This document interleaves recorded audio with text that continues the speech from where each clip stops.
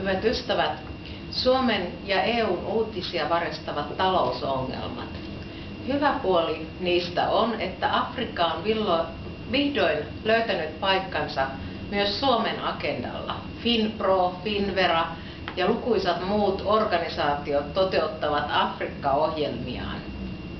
Euroopan talousongelmiin kyllästyneet yritykset tutkivat uusia markkinoita. Tekin tällä mantereella asuneet voitte toimia sillanrakentajina ja rohkaista tällaiseen kanssakäymiseen. Suomella ja Tansanialla on myös poliittisluonteisia aloitteita. Näistä keskeinen on Helsinki-prosessi, jonka arviointikokous pidetään ensi vuoden helmikuussa Suomessa. Toinen on Uongozi-instituutti, Afrikan kestävän kehityksen johtajainstituutti, jonka Suomen ja Tansanian pääministerit vihkivät viime vuonna käyttöön. Instituutti on hiljattain aloittanut toimintansa ja toteuttamaan presidentti Kikweten visiota, että siitä tulisi keskeinen kehitysasioita käsittelevä afrikkalaisten johtajien instituutti. Tansanian talous on jatkanut vahvaa kasvua vuonna 2011. Samoin maa on vastaanottanut paljon ulkomaisia investointeja.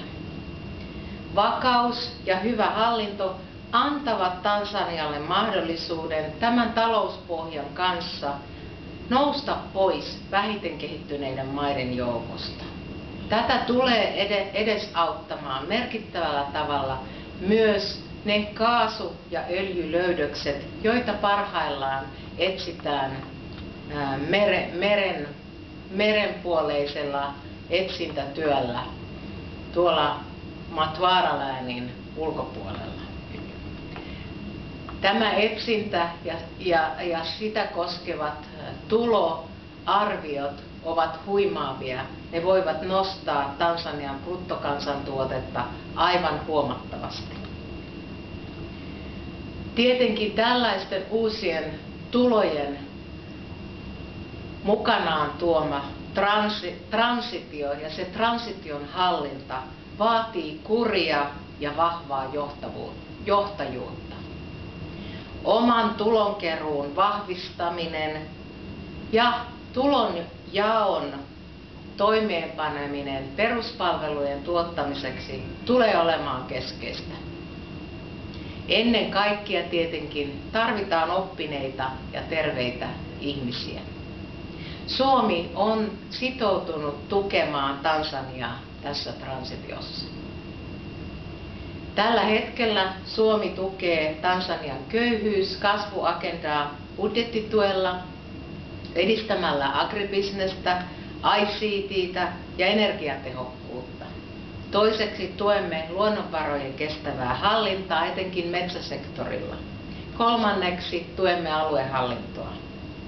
Suomen uusi kehityspolitiikka on tekeillä. Se tulee painottamaan ihmisoikeuksia, naisten oikeuksia, ilmastokestävyyttä ja läpinäkyvyyttä. On tärkeää kuunnella, mitä Tansania itse haluaa. Helsingistä käsin tätä ei osata sanoa.